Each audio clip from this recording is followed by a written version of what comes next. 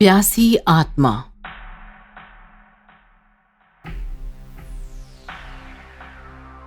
बाबूजी, बाबूजी बहुत प्यास लगी है, पानी दे दो। रात के अंधेरे में सुनसान सड़क से अपने गांव की तरफ निकला हुआ भोला बार बार पीछे से ये आवाज सुन रहा था। पानी मांगती हुई वो प्यासी लड़की उसका पीछा करती रही, फिर भी भोला चलता रहा। ना तो उसने पीछे देखा और ना ही उस लड़की से बात की। बाबूजी, बाबूजी, बहुत प्यास लगी है, पानी दे दो। चलते चलते लड़की भोला के काफी पास आ गई। भोला कांपने लगा, उसके पसीने छूटने लगे। पसीने की एक एक बूंद जमीन पर टपक रही थी। फिर भी बिना रुके, बिना पीछे देखे, अंधेरा चीरता हुआ भोला गांव की दिशा में चलता रहा। बाबूजी, बाबूजी, पानी दे दो, पानी दे दो बाबूजी। जैसे जैसे भोला उसे नजरअंदाज कर रहा था, वैसे वैसे उसकी आवाज काफी भयानक बनती गई, उसके काफी करीब आती गई। प्यास लगी है, पानी चाहिए, प्यास लगी है, बाबूजी, पानी दे दो बाबूजी, पानी दे दो। भोला पसीने से तरबतर हो गया, क्योंकि वो लड़की चलते चलते पीछे से भोला को लटक गई थी। फिर भी भोला ने उसे नीचे नहीं पटका। उसका बोझ उठाकर वो बस सामने देखते हुए चलता रहा। लड़की भोला की गर्दन से टपकता हुआ पसीना पीने लगी। पीछे से लिपटी हुई इस लड़की का चेहरा जैसे ही सामने भोला की तरफ बढ़ने लगा, भोला ने अपनी दोनों आंखें बंद कर ली और चुपचाप चलता ही रहा, चलता ही रहा। चलते चलते गांव आ गया और पीछे से लिपटी हुई वो लड़की अचानक गायब हो गई। भोला ने 1 मिनट रुककर चैन की सांस ली और गांव में भाग गया। ये कहानी है बिरसिंहपुरा की। एक हाईवे किनारे बसा हुआ काफी छोटा और शांत गांव था बिरसिंहपुरा। सच में काफी शांत गांव था। अखबार की सुर्खियों से दूर, न लड़ाई, न झगड़ा, न चोरी, न चकारी। लेकिन पिछले कुछ दिनों से बिरसिंहपुरा लगातार अखबार की सुर्खियों में आ रहा था। खबर काफी भयानक थी। हाईवे से गांव की तरफ निकलने वाली सड़क पर लगातार लाशें मिल रही थी। लाशें मामूली नहीं थी, उन्हें इतने बुरे तरीके से फाड़ा गया था कि उनकी पहचान करना भी मुश्किल था। मीडिया ने पुलिस से पूछा तो उनका बस एक ही जवाब था, देखिए, हमारी इंक्वायरी चल रही है, जल्द ही कातिल पकड़ा जाएगा, बस हमें थोड़ा सा वक्त चाहिए। लेकिन इस घटना पर गांव वालों ने जो बताया वो काफी भयानक और अविश्वसनीय था। पुलिस उस कातिल को पकड़ ही नहीं सकती, क्योंकि वो कातिल कोई इंसान नहीं, एक आत्मा है, प्यासी आत्मा, जो रात में सड़क किनारे बैठकर वहां से गुजरते हुए लोगों को पानी मांगती है। जो उससे बात करेगा, उसकी तरफ देखेगा, उसे फाड़कर उसका खून पी जाती है। जो उसकी तरफ बिना देखे चलता रहता है, उसका गांव तक पीछा करती है और फिर गायब हो जाती है। क्या वो भूत गांव की किसी लड़की का है? नहीं, वो कोई गांव वाली नहीं है। कुछ दिनों पहले सरपंच ने उस सड़क पर एक लड़की बैठी देखी थी। पता नहीं कौन थी, कहां से आई थी। पूछा तो बोली एमपी से हूँ, सड़क पर ही बैठी रहती थी। पागल समझकर उसे किसी ने कुछ नहीं कहा। लेकिन 2 हफ्ते पहले पता नहीं कहां गायब हो गई। उसके गायब हो जाने के बाद ही उन 4 लोगों की लाशें मिली सड़क पर। गायब हो गई तो फिर कातिल वो कैसे? और वो लड़की अचानक आत्मा कैसे बन गई? वो आत्मा पहले से ही थी, बस हमने ही उसे पागल समझकर नजरअंदाज किया। आत्मा ना होती तो एमपी से भटकती हुई यहाँ क्यों आती? ये मान लिया कि वो आत्मा है, लेकिन मर्डर उसने ही किए हैं, इसका क्या सबूत है आपके पास? जी, उसका जीता जागता सबूत है ये अंधा। बता रहे? जी, मैं जन्म से अंधा हूँ। शहर के बस स्टैंड पर गाना बजाना करके पेट पालता हूँ। मैं अंधा जरूर हूँ, लेकिन मेरे आगे पीछे जो चलता है वो मैं महसूस कर सकता हूँ। उस रात मैं बस स्टैंड से उतरकर गांव की तरफ आ रहा था। मैंने महसूस किया कि मेरे आगे कोई जानवर किसी का कच्चा मांस चबा रहा है, लेकिन वो कोई जानवर नहीं था, वो प्यासी आत्मा ही थी। बिल्कुल मेरे सामने किसी की लाश चबा रही थी। लेकिन तब मुझे लगा कि कोई जानवर होगा। मैं डर कर बिना इधर उधर देखे वहां से जाने लगा। जैसे ही मैंने उसको क्रॉस किया वो उठ गई और उसने मुझसे कहा, बाबूजी पानी दे दो, बाबूजी प्यास लगी है, पानी चाहिए। मैंने खतरा महसूस किया और बिना कुछ कहे बस चलता रहा। उसे शायद पता नहीं चला कि मैं अंधा हूँ। वो मेरे पीछे पीछे चलने लगी पानी मांगते हुए। बाबूजी प्यास लगी है, बाबूजी पानी चाहिए। उसकी आवाज और ज्यादा भयानक हो गई थी। मैं समझ गया कि किसी भूत प्रेत का चक्कर है। मैं बिना रुके आगे ही चलता रहा। वो मेरे पीछे चलती रही और अचानक पीछे से लिपट गई। मैं फिर भी चलता रहा। उसके मुंह से मुझे खून की बदबू आ रही थी। बाबूजी प्यास लगी है, पानी चाहिए। मैंने उसे जवाब ही नहीं दिया। वो मेरा पसीना चाटकर अपनी प्यास बुझाने लगी। उसके लंबे लंबे नाखून मेरी गर्दन पर मैंने महसूस किए। मैं बहुत ज़्यादा डर गया था। अचानक चलते चलते सड़क पर गिर पड़ा। शायद तब उसे पता चला कि मैं अंधा हूँ। फिर उसने मुझे परेशान नहीं किया। वो उल्टे पाँव वहाँ से निकल गई। फिर मैं गांव में आया। मैंने सबको बताया। पहले किसी ने मेरा विश्वास नहीं किया, लेकिन दूसरे दिन जब एक लाश मिली तब सबको मेरा यकीन हुआ। आपने ये बात पुलिस को बताई, बार बार बताई, लेकिन उन्होंने हमारा विश्वास ही नहीं किया। उनका मानना है कि वो 4 हत्याएं एक तो किसी जानवर ने की है या तो किसी मेंटल ने।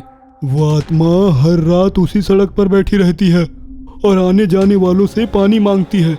लेकिन अब वो किसी को मार नहीं सकती, क्योंकि मैंने ही सबको बताया कि उसके सामने अंधे और गूंगे बहरे बनकर चलो। वो कुछ नहीं करेगी, बस गांव वालों को डराएगी और फिर छोड़ देगी। क्यों भोला, बता ना। हाँ, ये बिल्कुल सच कह रहा है। मैं भोला, मैं कल शहर से देर रात लौट रहा था। तब उसने मुझे भी पानी मांगा, लेकिन मैंने उसके सामने गूंगा बहरा और अंधा बनने का नाटक किया तो उसने मुझे छोड़ दिया। तो ये थी बिरसिंहपुरा की कहानी। पुलिस प्रशासन उनकी इस कहानी पर विश्वास नहीं कर रहा है। गांव वाले कब तक घर में छिपकर बैठे रहेंगे? उनका रोज रात उस प्यासी आत्मा से सामना हो रहा है और उससे बचने के लिए हर रोज कोई न कोई गूंगा, बहरा या अंधा बनने का नाटक कर रहा है। और वो खून की प्यासी आत्मा बार बार वही बात दोहरा रही। बाबूजी प्यास लगी है, पानी दे दो। बाबूजी प्यास लगी है, पानी दे दो। डरना मना है। लासल गांव का शमशान काफी भयानक था।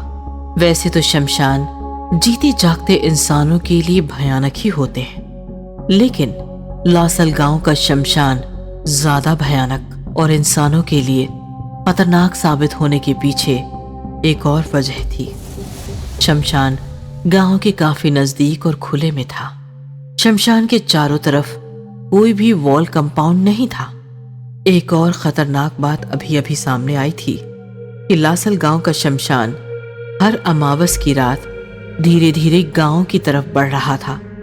शमशान के चारों तरफ वॉल कंपाउंड नहीं बनाया तो कुछ ही सालों में पूरा गांव शमशान बन जाएगा। पंडित जी, सरपंच भ्रष्ट है, साथ नहीं देता और हमारे पास इतने पैसे नहीं हैं कि खुद शमशान के चारों तरफ दीवारें खड़ी कर सके। मैं समझ सकता हूँ, लेकिन दूसरा कोई रास्ता नहीं है।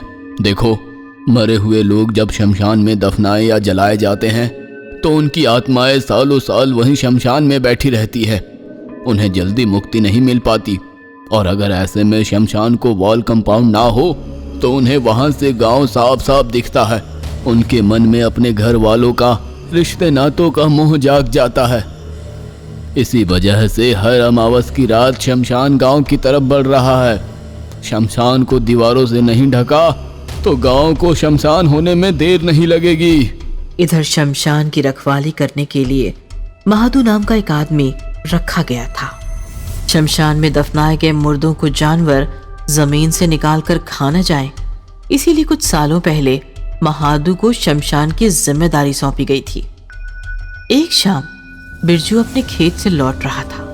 तभी उसने देखा कि महादू शमशान के बाहर खड़ा किसी से बात कर रहा था। बिरजू ने उसके आसपास किसी को नहीं देखा। कमाल है, ये महादू बात किससे कर रहा है? चल जा, मेरे पीछे मत आ। कहा ना मैंने, मुझे घर जाना है। चल जा पीछे। अरे मैं कल फिर आऊंगा, पागल कहीं की। चल जा। बिरजू डर गया और वहां से भाग गया। दरअसल महादू एक सफेद साड़ी पहनी हुई औरत से बात करता था। वो औरत कोई मामूली औरत नहीं, एक मरी हुई भूतनी थी।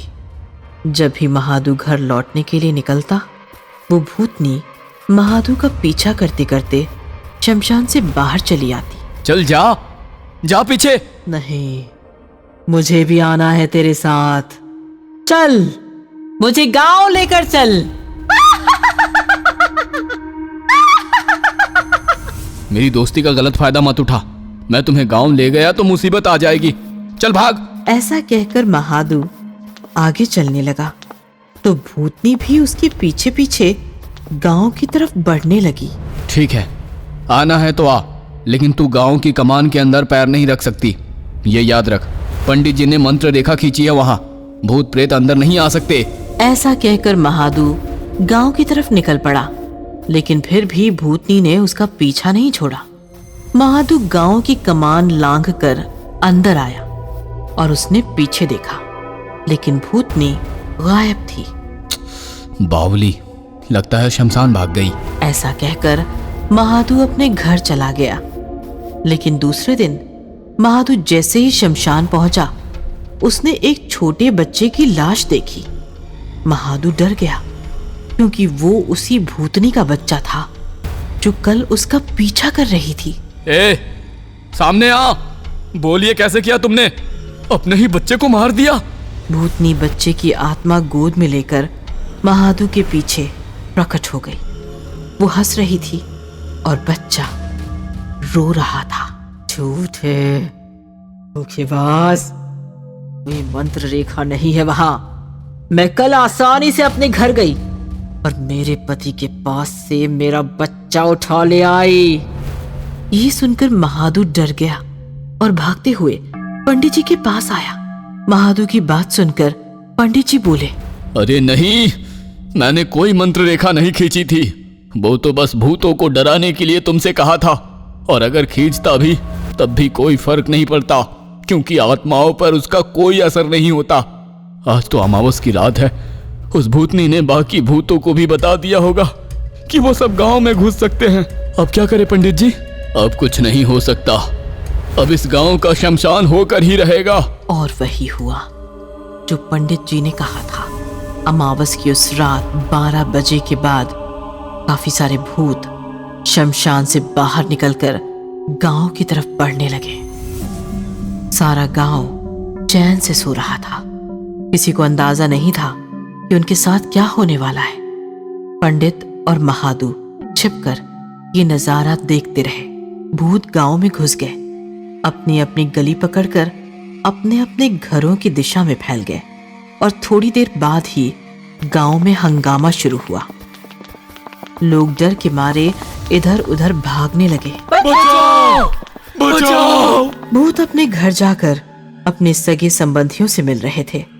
संबंधी भूतों को देखकर डर रहे थे, इधर उधर भाग रहे थे, लेकिन भूत उनका पीछा नहीं छोड़ने वाले थे। चलो बेटा, मेरे साथ शमशान चलो, मेरा वहां मन नहीं लगता, हमेशा तुम्हारी याद सताती रहती है। चलो मेरे साथ शमशान चलो।